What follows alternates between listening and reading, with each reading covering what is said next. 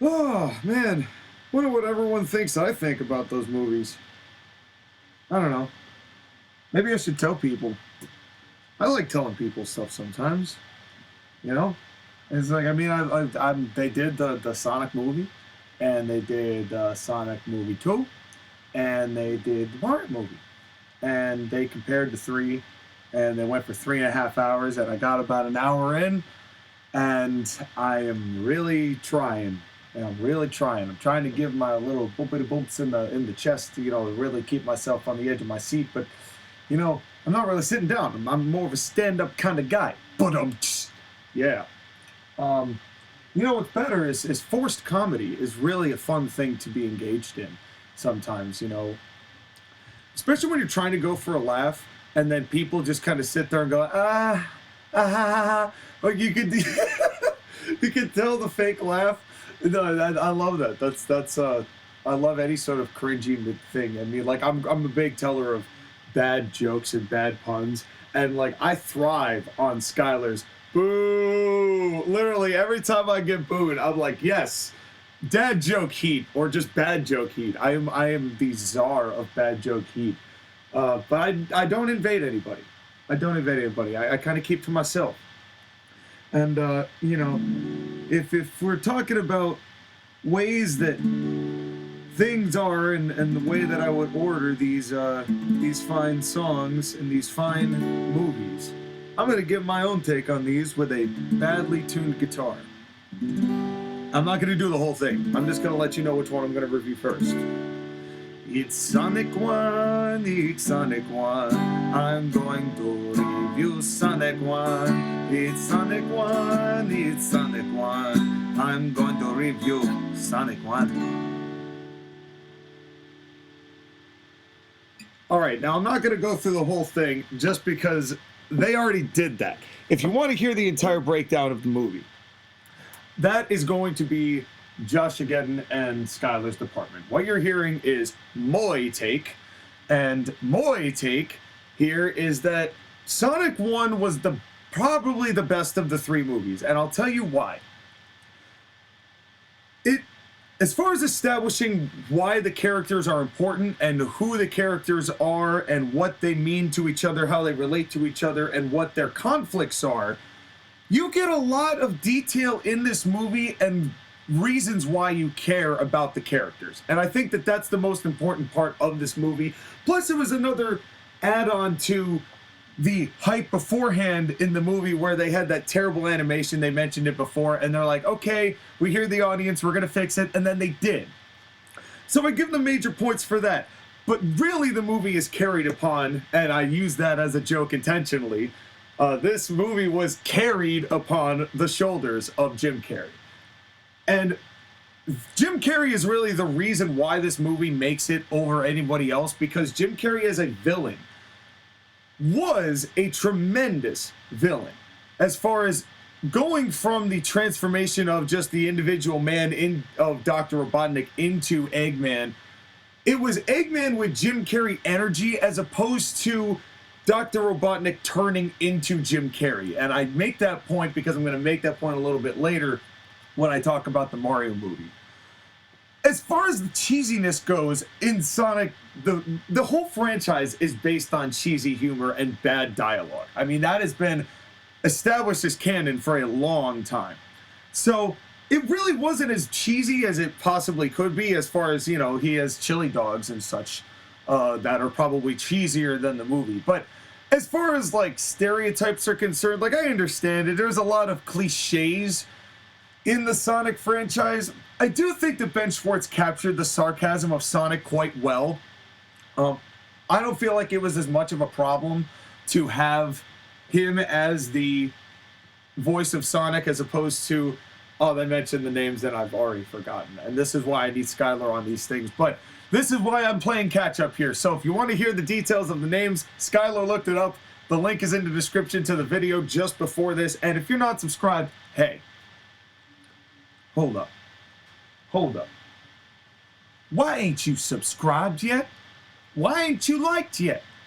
What are you doing? Stop. Don't stop. You're listening to me. Don't stop listening to me. Go like it. Like it right now. Do it. All right, cool, thanks. Now, the difficult thing about this movie is that a lot of the cliches in it, I mean, they tried to adhere as much as they could to the original storyline of the video game, which I appreciate, because there's a lot of lore that goes into the Sonic games, especially if you're going into the Sonic Adventure 2 era, and you're going into all the GameCube games, and really the dark past that they gave to Shadow, and to how Omega relates into it, and Rouge, and all that they did in Heroes. It was all layered, and they did a good job in this movie saying, here are the main people that you need to be concerned about. There will be additional characters added involved, and we'll talk about that in just a second.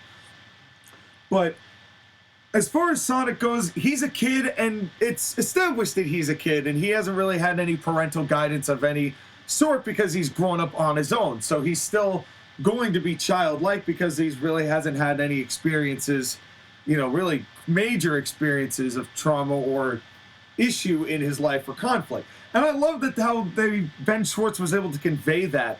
And especially, I got to give credit to Tom Wachowski. I'm going to use his gimmick name because I do love how he portrayed him. Tom Wachowski did a great job. And you know what? I'm going to look it up right now. Playing the role of Skylar Greenberg is somebody who should be just doing this all the time. So, un momento, por favor. Oh, God. Sonic move. Why no computer worky? Oh, me sad face. That's just a different one. Here we go. Here's Sonic the Hedgehog movie. Give me the IMDs. You gotta suck IMD's nuts because you're taking so long. I'm keeping all this in. I'm gonna send this whole audio to Joshua. So, you know what? This is a gift for you. If you decide to edit it, go ahead. I know you won't. God, what's his... James Marsden. There we go. James Marsden. My man. I think that his dynamic with Jim Carrey is tremendous. And one of my favorite interactions is, in the whole movie, is the initial confrontation between Marsden and Carrey when they do with Robotnik and Wachowski, and they're like introducing each other's names, and you get a very revealing statement in this. And this is what I love about this movie. When he says, well, I'm trying to remember the line. This happy holidays to everyone celebrating. You're not going to hear this day, but this is when I'm recording it. So apparently, oh yeah, on a side note, we're going to take a white nuts tangent. So apparently Josh Again thinks that I'm just like a massive drug addict, and that is not the case. I would like to establish that from the get-go. I am a responsible human being. I work a full-time job. I work at a plant nursery, and I kick booty at it. And I am very thankful for that job, and I'm very thankful for the life that I've been given. And I live a very good life in a very good place. So I do not want people to get it misconstrued as far as what was revealed against my knowledge last time on the program. So I would like to clear the air and say that I am a respectable human being, and I would like to be respected and treated as such. And I also believe that I am a man who is dignified and very classy individual. And I don't know where I'm going with this, but just wanted to clear the air on that. In any case, when he says that I was spitting up formulas, well, you were still spitting up formula. And Wachowski goes, I was breastfed, actually. And Carrey, and I love this line, oh, nice. And he goes, nice. Rub that in my orphaned face. So you can tell that that's where a lot of this issue is like he's incredibly smart, but he doesn't know his parents, which has made him a completely, like, solitarily just isolated from having any sort of love or attachment to humans of any sort, because that's not, if he's in an orphanage, it's very platonic, because that's the only, real love that anyone can get in an orphanage. And that's not a knock on them. It's just, that's just the way it is. And that makes for some troubled kids. And we've seen and heard that many times before. So it's a good way to establish why Robotnik has these motivations and where all of that is rooted from. And it's small things like that really got me in this movie. And Carrey delivered them so wonderfully, because his energy was exactly what Dr. Robotnik needed. Especially in that initial stage where the dialogue was so well written. They really took their time with it. And I think that extra time to work with it really benefited them in a way that I think maybe Sonic 2 didn't quite achieve. As good as I thought it was, it was different. It was just in a different way. But that initial step that it was taken as far as the attachment of him and Tom, of Sonic, that is, too many pronouns, Bell. Sonic and Tom, they have their wonderful bonding experience at the bar. I didn't mind it. I thought that it was, that's the kind of cheesiness that Sonic kind of induces. That's exactly the kind of energy that the whole Sonic franchise has encapsulated. The Sammy the Sonic fan, don't you realize your actions have consequences kind of deal. Because it's that kind of cheesiness that's made the franchise great in its own special way. Although, I don't know whether you ever got to talking about it. I don't know why I'm talking directly to Josh again and Skylar here, but to the folks. The Wii era of Sonic that included, but was not limited to, Sonic and the Secret Rings and Sonic and the Black Knight. Before Sonic Unleashed came out for the Wii, but that was, I think, also for the PS2 and GameCube first? I think? I don't remember the year that Sonic Unleashed came out. I could look this up as well. Sonic Unleashed. I'm looking up things. And, what are you doing today?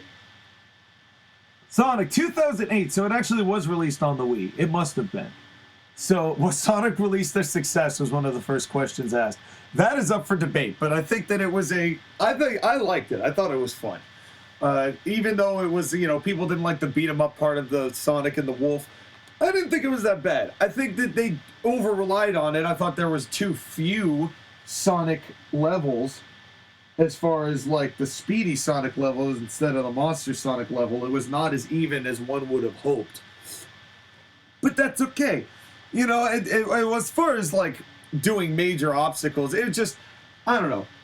In any case, I'm getting off track here, but as far as the movie is concerned, it was really a wonderful way to put everything up together. I didn't mind Wade and the characters that were established by, the industry, the peoples who were associated with the movie, with, the Sega people, for lack of any term whatsoever. So, with the Sega people that they brought in and they made this movie, I do think that the ending was great as far as Wade and the town coming together. I do like the conflict, by the way, of Tom as far as the moving to San Fran and the Green Hills. And I think that there is a good way, Sonic calls out Tom in a way that he hasn't really been called out about being dependent on in that town. Not in a way that, like, somebody would be offended that you left or was hurt that you'd leave so passionately. And I think that's something that Tom had to deal with. And it was a way, they both needed each other, one to kind of understand that Sonic is just a kid and, he might be a little over his head, but he can handle his own, but they need each other. I do find it interesting that the Mushroom Planet is a tie-in for both of those universes. Is that on purpose? I don't know. Probably not, but maybe. Not that we're going to see the Mushroom Planet make a reappearance. I don't expect it to, at least. But I do like the whole concept with the rings, and I grew up liking Sonic and Mario, actually. I played both. I was, I played from both sides. You know what they say, I go play a little Mario, and then I go play a little Sonic. I like both. Which is where, I thought that my opinion was sorely missed in that 3 hour, 30-minute, and 6-second excursion of a Super Jam Session podcast. And God forbid I was actually involved in that. That would have made it like a 5-hour edition. And Lord knows, nothing needs to go any faster than a half the baby. So, in any case, the whole progression of each character, I don't really mind the, Skylar had an issue with the stereotypical sister as far and their whole roles in it and the adult, the live action part of it. I didn't think anyone was that bad in that. Again, all of the cheesiness in the first movie I could tolerate, right? It was totally, there was just the right amount of it to make it worthwhile, but then you added the Jim Carrey energy back in just the right times to make it worth it. And Agent Stone, let me tell you something. Okay, I gotta do some more research. I gotta do more research, baby. I gotta find out the man who played Agent Stone, because he is the man of the hour. He's not the man with the power. He's not too sweet to be sour, because that's Skylar Greenberg. But that is, he's the man of the hour. He's man of this minute, as I do more research. He seems infinite because my fucking Google is not working. You gonna get slappity slapped. And I don't know what is taking so damn long. Agent Stern Sonic movie.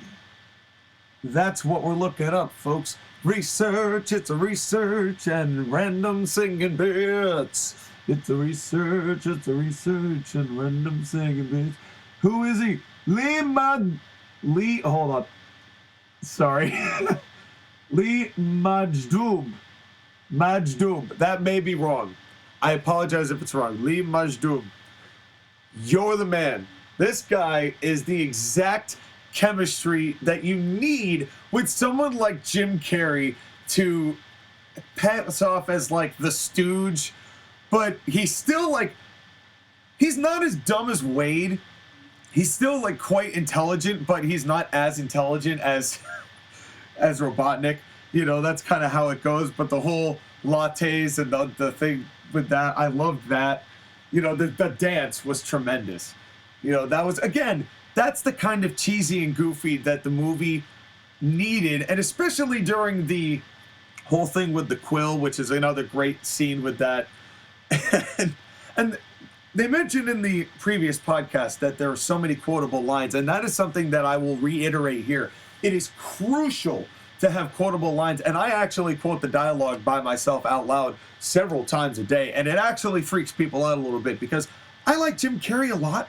So I kind of do the different voices. I'm a bit of an actor myself. I've sung in operas and whatnot. And so as a result, people think I'm crazy. And they are not wrong. But when it's that memorable, you know that you've hit something very strong. Especially when there's that many, moments in the movie you can really look back to think, oh man, that was so funny, or that was a good moment, or that was intense. And Jim Carrey really always felt like a threat. It wasn't like he was soft and bouncy and fluffy, and we're going to talk, and we'll more on that in a minute. But we've got somebody who has really descended into this level of obsession with Sonic, which is exactly where he would be for something like this. And then the whole subplot and the idea of he didn't belong here, so it's okay that, he's dead, and we'll just work on his body and see what happens. That people would come to sympathize. It was great heel babyface dynamic. It was perfect hero villain, and they really did a good job. I mean, again, cheesy ending, but it worked. And the funny thing was, the way that Sonic won was just by being Sonic. So it was like as canon as it could get that he just bopped the ship to death, because that's what you do in the game. And to be fair to the Mario movie, that is basically how they did that as well. But in any case, it was just a perfect ending. And then the afters where you get the feel good.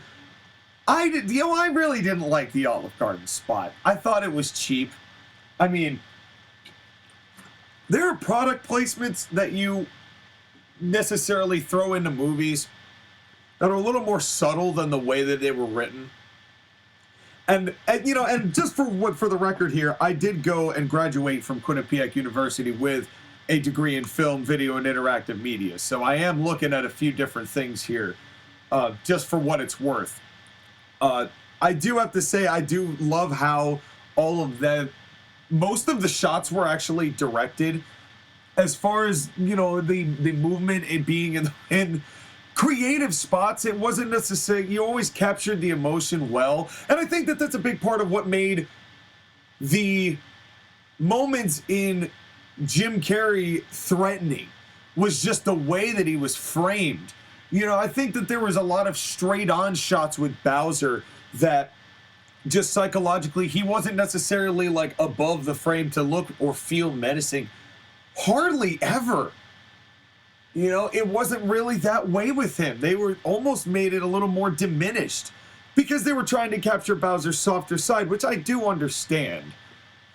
However, there was just a way that this was shot that even though some of the shots themselves were quite cheesy, I must admit. And they got cheesy or almost over the top cheesy in Sonic 2, but they were cheesy in the right way in Sonic 1. And kudos to whoever edited and did all the cinematography and all of that. That was all quite fun. You know, and that was really what the movie was meant to be. It was a fun movie, but you still had definitive roles and you still felt like there was somebody in danger in Sonic. And they actually did that a couple times, you know, that showed that Eggman by far and for the most part got the better of Sonic until the very end when Sonic really was able to tap into his power and realize what was going on. So I really do give credit to the Sonic. I thought Sonic 1 was a fantastically fun movie. I watched it like 12 or 13 times.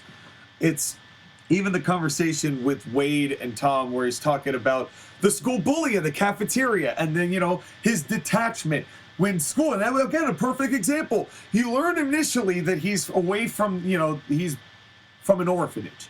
And then he's in grade school and he gets punched in the cafeteria, so instead he uses technology and messes the kid up because he has no attachment or sympathy or empathy for whatever the kid's doing. That is fantastic character development. They lost a lot of that, I think, in Sonic 2. And I will explain that in a minute. But overall, Sonic 1 was my favorite of the three movies, which I think is different from either of their favorites, because I think Josh again loved Sonic 2, and I believe that Skylar loved the Mario movie, so here I am being the third person. I am in favor of Sonic 1. Sonic 1 was my... Sonic 1! And it means both. That's right. Oh, God, I didn't think of a Sonic 2 song. I only thought as far as a Sonic 1 song. So now I'm going to have to come up with something improv for a Sonic 2 song. And I didn't think of what I was going to do here. Sonic 2, it's a team battle. Sonic 2, bring Sonic and Tails. Sonic 2, and then get Knuckles in the fight. In the fight. And that was bad chords, and God, this really is out of tune. I really should tune this again. This is pretty bad. All right, well, there you go. I said it was improv, and I should have chosen a different key. But you know what? As the third of the three movies, Sonic 2 kind of deserves a crappy tune one, and I will change the instrument that I'm going to use for the next intro. Instrumental, because I am going mental here, because it is just so much animation. My mind's going wild. Sonic 2, I saw in theaters with my folks because I forced them to watch Sonic 1, and they liked it, and they thought, and that's another thing I want to throw into the hat here. You know, there's a lot of media right now that is just saturated with just sex and gratuitous gore, almost just for the sake of doing it. It's like, I don't want to akin it to wrestling because I've done so much wrestling talk on other media, but it really is like AEW at this point. It's like they're doing it just because, and people are still eating it up, which is why it's done. But it's just, it was refreshing for my folks, I think, to see a movie that was more, it wasn't necessarily... It was family friendly. It was cheesy, but it was a cute movie that even, you know, my folks, you know, they thought it was fun and fun enough to watch the second movie. And they still thought that was fun as well. Here's my problem. Sonic 2, what my fear was with Sonic 1 before the movie came out, I said what I fear Sonic 2 is going to have happen is that because they're introducing Idris Elba, who was wonderful as Knuckles, and Tails, who was played by person, who I cannot remember the name of. And here come the research machine. What is her name? What is her name? What is her name? Tell me. Tell me. Tell me. Tell me. Tell me. Tell me. Tell me. Tell me. Tell me.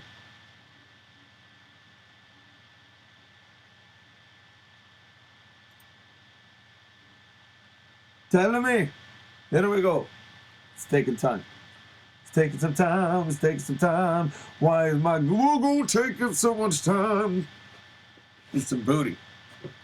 But as we find the name of Tails, I've already looked it up. I'm going to find it here in just a second. As soon as this pops up, whenever it feels like popping up.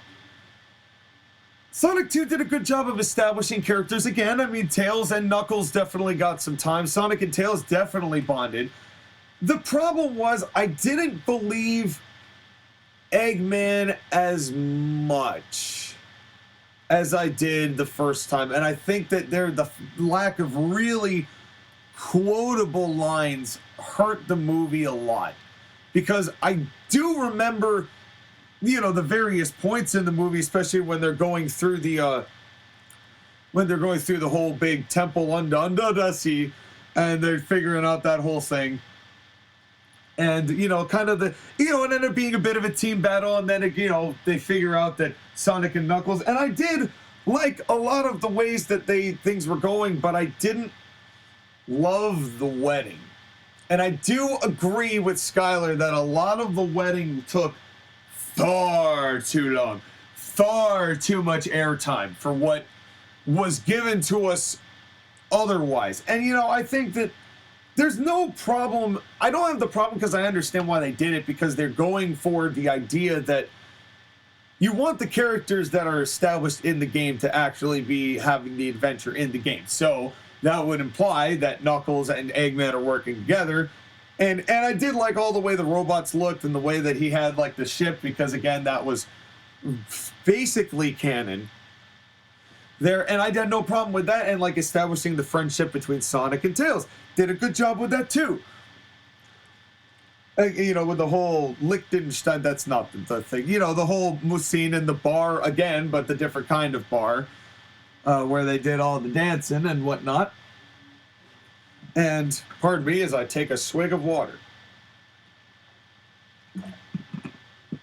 You gotta hydrate. Hydrate or dihydrate, folks. That is a fact.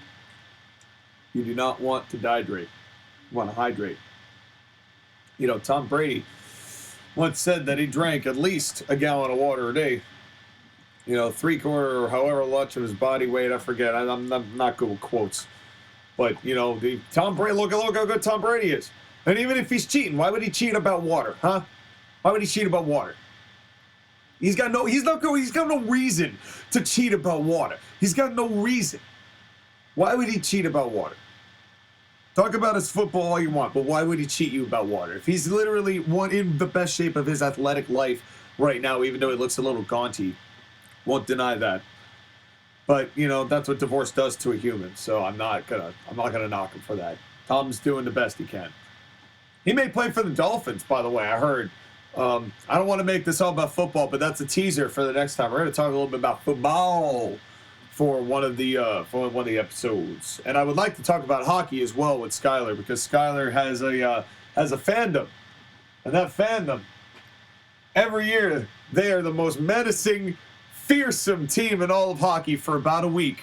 They call it Shark Week, and then they lose for pretty much the rest of the season. But we're going to hear firsthand about the hockey from that hockey man himself, who goes to way more hockey than I do, by the way. And who are these people? You are not the people I am after. Colleen O'Shaughnessy. Is it O'Shaughnessy or O'Shaughnessy? It is O'Shaughnessy. Okay. It was just too long to put in the scroll over. Okay.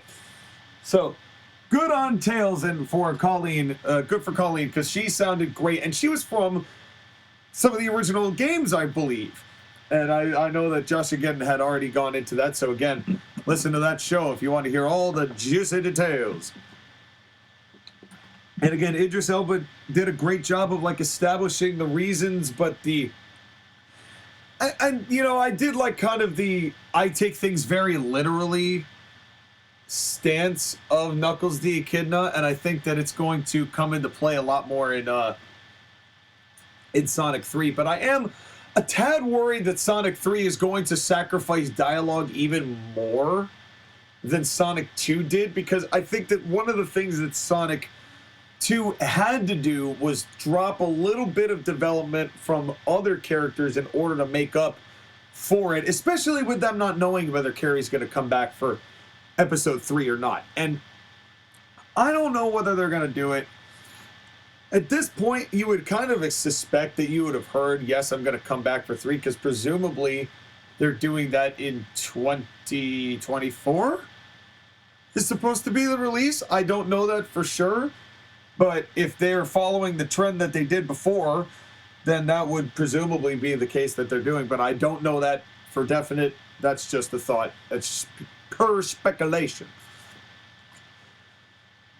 In the meantime, it's just it did as good as it could. I didn't really care for the popcorn scene. I mean, that was kind of like, that's where it got a little over the top cheesy in the directing style with the slow-mo and the, that's where I did think that was a little over the top. And I think that that's where I got a little turned off. It's not that the movie was bad at all. It's just that the scenes got so cheesy. I did like the priest with the gun though. That was pretty funny when it was in there when they did the whole like capture scene and they figured that out. But again, the whole true love thing, was it necessary? I don't know. I mean, it wasn't like that movie was terribly long. Those scenes felt terribly long. And they felt like they just took up a lot more screen time than the real core part of the movie. And I could be wrong. It's just that's how it felt at times for me. That's no knock on Tika Sumpter or Shamar Moore or any of the people involved. That's just the way it felt on my part.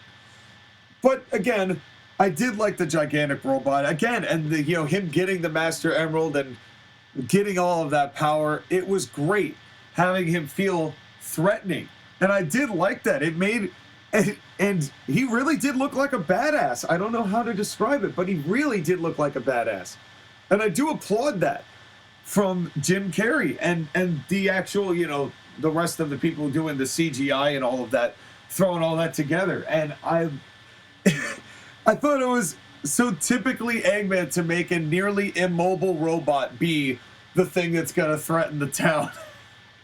That's so classic Eggman. And again, my only thing is that I feel like it was just a shame that they just like happened so fast that he lost the power and he didn't really get a chance to fight back the way that he did in Sonic 1. Really? It was more like I used you to get here, but I didn't really do any of the work, but I also didn't do any of the fighting. It just took a little bit off of what made it whole thing special, because Eggman was such a key part of why 1 was so good. And I felt like he was one of the guys who lost a little bit of his development because of how this movie was written. That being said, it's not a bad movie. I'm not saying anything about, all 3 of these movies were fun and good for their own way and their own reasons. I just thought that there was a lot more over-the-top cheesiness in 2 that could have been dialed back a little bit in 1. And I'm not as excited for Shadow as Josh again would be. I mean, it's cool. I don't know who they're going to cast for the voice. I don't remember who they said is going to get it. But it's going to be, I wonder, actually, have they,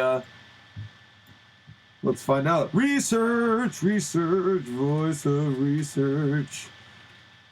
Have they cast a voice of Shadow?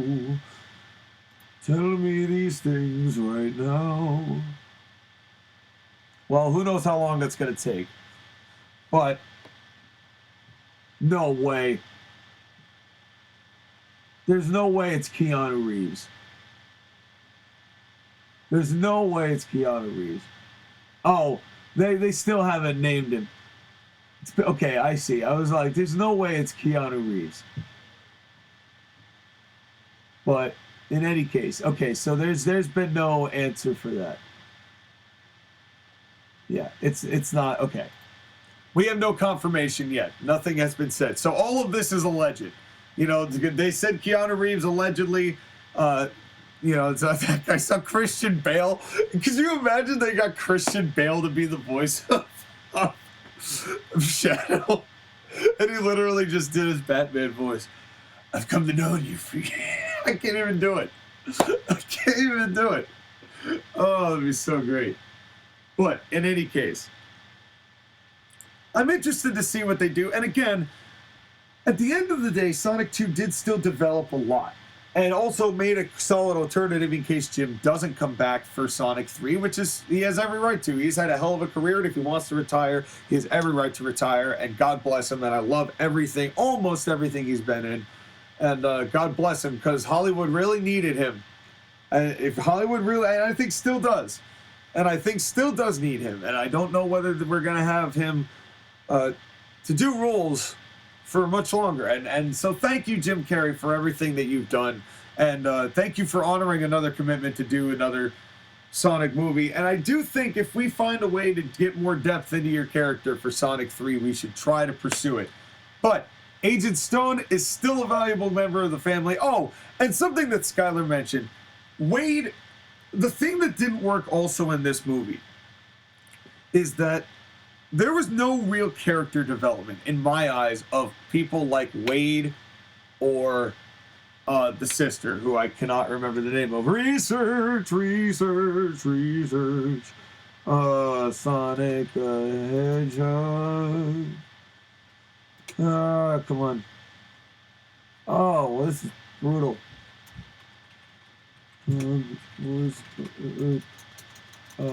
Wife's sister.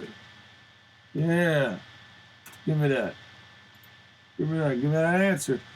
Research. And I kind of fucking now responded. You're baba da boopy. I got a bibbity bop you in the head.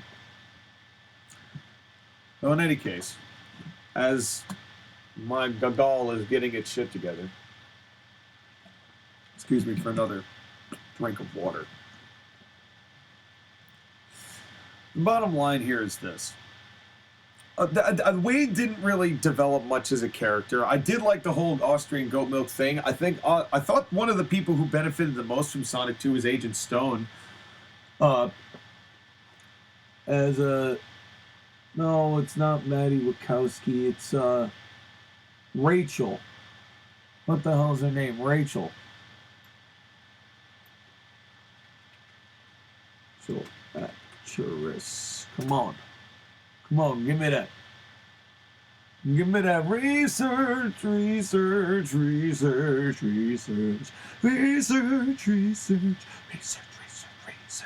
Natasha Rothwell. Again, no disrespect to Natasha Rothwell at all. I thought she did a fine job with what she did. But she was not the person in the movie who needed the character development. Why don't we put it that way? That it's one thing to throw it, but again, Wade didn't necessarily need it either, but neither really got it in a major way. It was more of just, that ended up being more of like a gigantic joke rather than doing anything really of consequence. It was more just a distraction from the matter at hand, which I also think was part of the problem, where it wasn't as much that in Sonic 1, it was all kind of just, it all mattered and led to the right places at the right times, and like everything was going to converge. And yeah, everything converged in that way, but it just, again, it was not as much of the screen time for the appropriate parts. It lacked the balance that Sonic 1 had. And I think that was a big part of it. And again, some of the character development was lacking or in the wrong place, and some of it was solid. And again, you know, still having the FBI in the case, and I don't know if they did the Olive Garden thing again. I can't remember. But that's, again, part of the problem. And, okay, I haven't seen Sonic 2 12 times, which probably also would be part of it. But at the same time, I haven't really wanted to either. You know, you understand, that's kind of the issue. It's like, I haven't really wanted to, because once was fine. You know, it wasn't as intensely invigorating and exhilarating, and you were gripped by the story and depth of the story the way that Sonic 1 was. And I think that that really hurt its cause. But that doesn't mean that it was a bad movie. I still liked it. Again, it's just, as far as comparing one to the other, it just made for a little bit lesser of a movement. And again, the dialogue suffered because you needed to add more characters and do all of this at the same time. And again, this is no knock on anybody involved. I wish nothing but success for this franchise, genuinely. So I want to see a third one. I'm going to see a third one.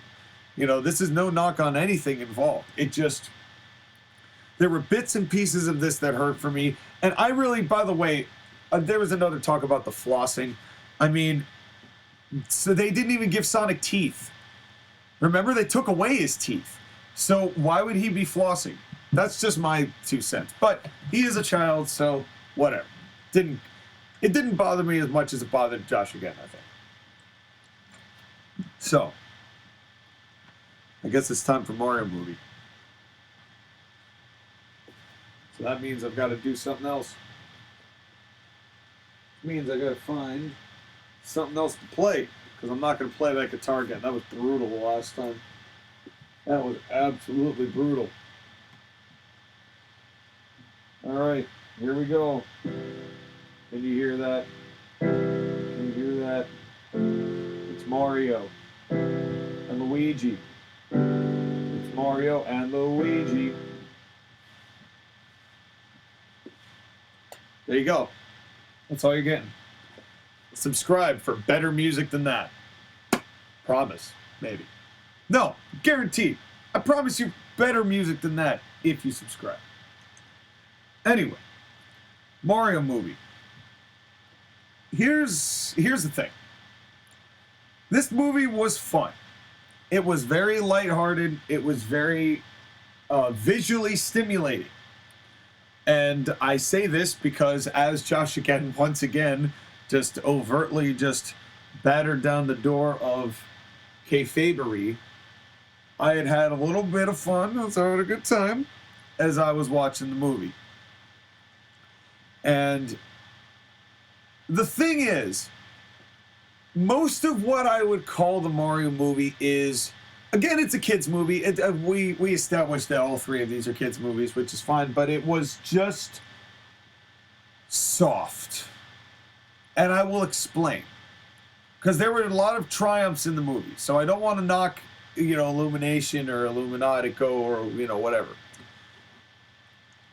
But there was a lot of issues that I had that mostly stemmed from the lack of depth that the Mario movie had. And it's really not the fault of the Mario franchise at all, because the Mario franchise has been built specifically for the lack of depth. And they're trying to make some, you know, content in here, and, you know, they have more to work with, but it feels like this was like a single cut and dry show, right? This was like, a good comparison is this entire movie was the first episode of Inside Job. If you like adult cartoons, I recommend checking it out on Netflix if you still can. I don't know if it's possible or if they've taken it away yet. I don't remember. But that would be the one that I would say this was the entire first episode of that show. And that show is a 30-minute show. But I'm getting aside from the point here, because there was a little establishment of characters, but the only real development that I felt mattered was that Mario and DK both had daddies who didn't like them. No way, no how. And they had that moment for about 0.5 seconds, and then they're like, oh, now we're best friends, basically. And there was just, To me, I loved Jack Black. Jack Black was tremendous. He made the movie. Again, this was a very entertaining movie. I had a lot of fun watching it in the theater, with that wide screen, getting to watch all that. I did love that nihilistic Luna. That was the best part. That was hands down the best part, was the nihilistic Luna. Just like futile, just begging for death and futility. That was like such a great little piece thrown into the whole like happiness of the whole matter. But Luigi getting captured. Luigi, I did highlight the fact that he got his moment at the end of the movie, and that he did actually do it together. Although it was very lazily written, I thought, just because it's like, you and me, no matter what, they're together, and they repeated that, and that was the only thing, like the whole tie-in in the movie, together, together, together, together, and then they beat up Bowser together, and I did like that. But let's talk about Bowser. Because I did like the way that, by the way, I'm sure that they mentioned it in the video. This is where like I didn't quite catch up to it before I wanted to say my piece. They did Chris Pratt such a disservice. Chris Pratt killed it as Mario. And the trailers made it sound like he was just going to sound like Chris Pratt. And everybody dumped on him. And I think that that was intentionally done so that people would watch the movie to see how bad it was, only to be pleasantly surprised by the job that he did with it. And I loved the commercial to start. That was fantastic. The way that they were just plumbers, but his dad's like, oh, you're bringing your... The only thing I didn't like was that the dad basically implied that Luigi was mentally ill. Let's put it that way, mentally handicapped. And I'm like, come on, man. Like, there's no... why you gotta do Luigi like that? But they established that he was scared easily. I mean, they did do some surface level character development, right? It was fine for this is this person, this is what they do. Okay, and that's about it. And you did that with DK, and you didn't really get that with Cranky Kong. You did get a lot of it in Peach, though. I mean, they did do a good job of leaving a lot of that open, as I don't know where I came from, but I was just here in Mushroom Kingdom.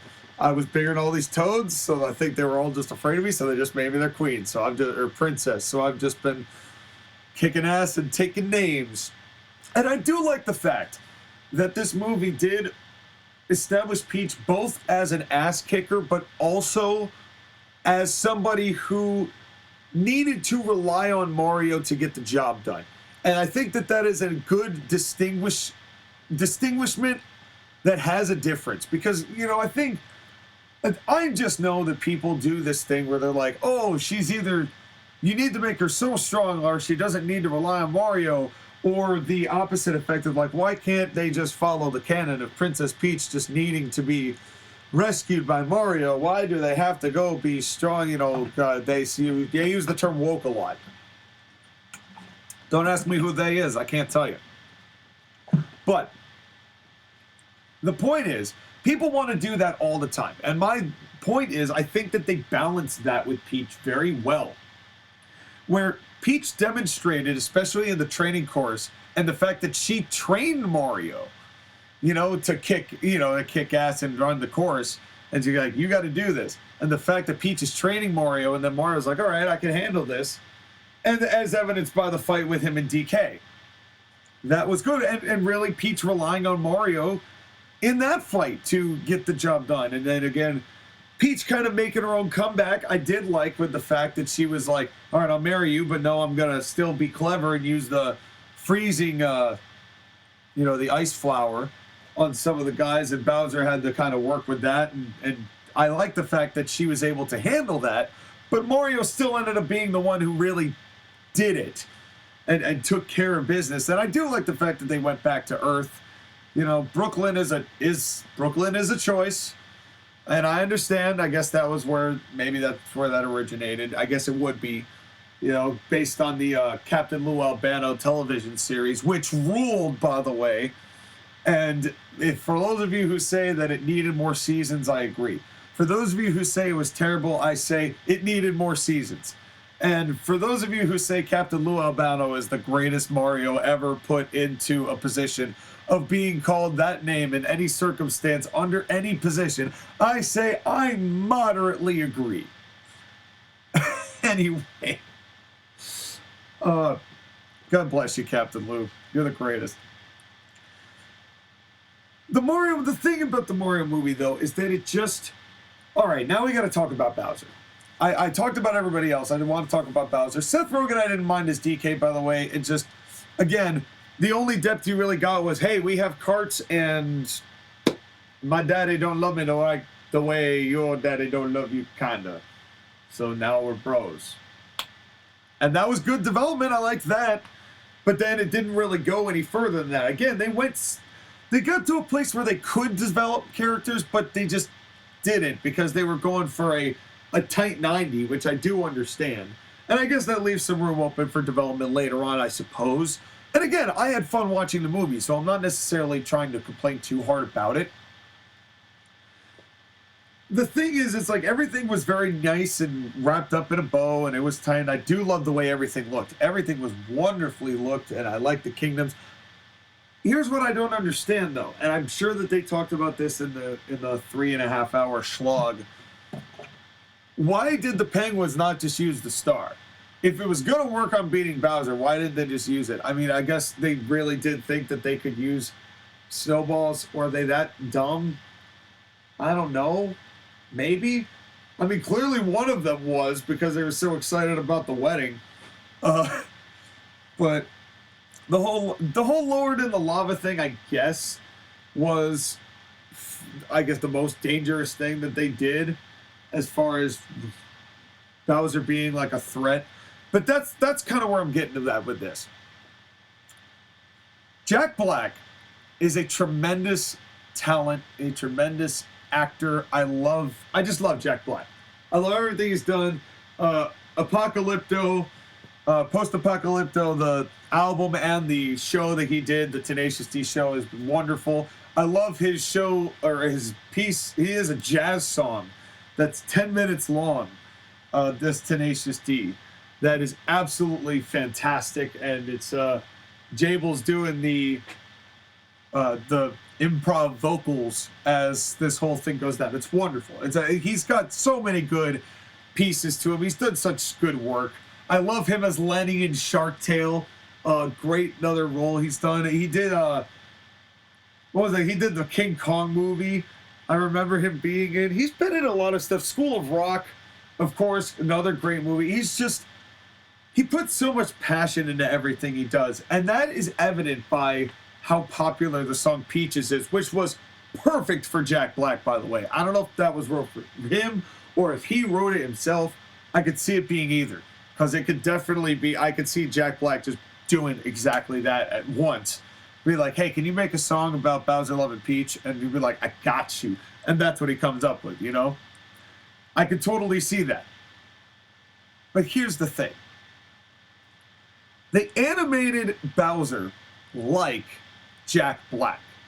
And my biggest complaint about the Mario movie is that you never felt as a villain Bowser was a major threat to Mario and Luigi and Brooklyn and all of that. They kind of force fed the, oh no, what do we do? And then they find the star. And first of all, if Bowser had it, why didn't he just use it immediately? Why didn't you go, here, I'm gonna touch this star, so I'm gonna be super powerful.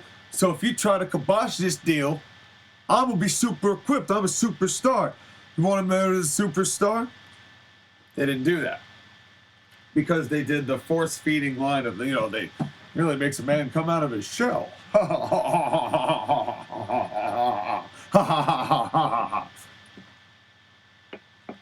You get my point. But in a way that Jim Carrey was able to devolve or evolve into Dr. Eggman and into Dr. Robotnik in a way that made him feel villainous and threatening to Sonic and the people that you had grown attached to, Bowser more felt like he was just gonna whiff. And he made a very light threat of, I'll hurt the Toads, and then Peach is like, okay, fine. He didn't even actually do that. And all of that and being like, all right, cool, it worked. I don't know. It didn't necessarily feel like Bowser was ever really going to do any lasting damage. Especially because there was really no. You didn't see the fried penguin corpses at any point. I mean, not that you were going to put those in a kid's movie, but like, you didn't see any of the damage that Bowser caused. Except for the one guy who's like, what if she says no? And he turned him into a dry bones. That's it. That's all he had. And I just thought that was a shame that is really the way that all transpired, is that you could have gone a little bit more into depth while still retaining a kid's movie style. Like, even though I said just minutes earlier, why don't you just throw in the penguin corpses? You know, that's, yeah. Now that would have definitely changed the game, because I was around a lot of kids when I watched this movie. That would have changed the game. That would have terrified people. All of a sudden, Bowser just comes out and he just starts hawking blue penguins at Toads and starts and all the Toads are running around and Bowser's laughing. And now, all of a sudden, it feels like these Toads are in danger and Bowser's going to hurt them no matter what. But now Peach doesn't have a chance. Even though she made a comeback earlier, Bowser's right back and he's stolen her and taken her. And then, you know, Mario could go and rescue her, but none of that happened. And it wasn't even like it was left open for that to occur. And that's what I don't understand. It's like they did the whole thing where he eats a bad mushroom, you know, one of the purple mushrooms, and he shrinks. But like, that doesn't last forever. So why would that even work, first of all? Because they established that the second you get hurt or you get hit, boom, done. So what's to stop Bowser from just like headbutting the cage, getting hurt, and expanding? Boom, I'm out, done. And who gave him the mini piano? Let's be real. Who's got a mini piano that they slid into that cage? Because did they give the piano a mushroom? I don't think they did. So where did he get that piano? Is my question to you. All I'm saying is, it felt so cut and dry and so shallow that they left nothing open to continue. Like, yeah, they could have had Mario and Luigi kick Bowser's ass, but, you know, make the hint that Bowser is actually going to come back and actually do something. Or maybe he kidnaps the princess. You know, they do like a several years later, or, you know, the next hour or whatever. And, you know, he kidnaps Peach, and, you know, and then Mario has to go and we're going to save her. And then now you have the fuel for the next movie. And I was really surprised that it just ended as flatly as it did. It was a flat finish. And I don't understand. Like, I understand that the whole movie is meant to be kind of a shallow base, and the whole franchise has kind of a shallow base, but why not take that opportunity? Why not seize that opportunity to leave room open to people wanting to watch Mario 2? That instead, you know, maybe Luigi is, you know, off doing more his mansion stuff, which you could probably do some sort of, you know, spin-off movie. I bet you people would watch a Luigi's Mansion movie. I bet you people would watch it. For the sake of the game, people would watch it, and it would work more than the whole year of Luigi that lost people a lot of money. Wouldn't work that way, I don't think. They know they've got money in a Mario 2. They know they've got that, especially with the success of Mario 1. So as a result, why just end it like this? It was a flat ending. I don't understand it. Because you have the whole Mario and Yoshi storyline that wasn't even explored at all. You established Baby Mario and Baby Luigi, so that could be something that occurs at some point. You know, you've got Wario and Waluigi that could get involved, you know, start doing that alternate universe Zabada, or whatever, you know, however you're going to establish them. And, you know, even if you do that with the needing of the help of Bowser, I just felt like there was nothing to lead you to believe that there was something else to happen. When there's so many more characters to involve, and I didn't understand that. Why have it be so cut and dry? Maybe they don't have faith in a second movie. Maybe they don't want to taint what was already had enough money put into it. I don't know. It was a good movie. And I thought that its shallowness hurt it a lot, but I don't think that necessarily means that it was not a very successful movie for what it did and how it did it.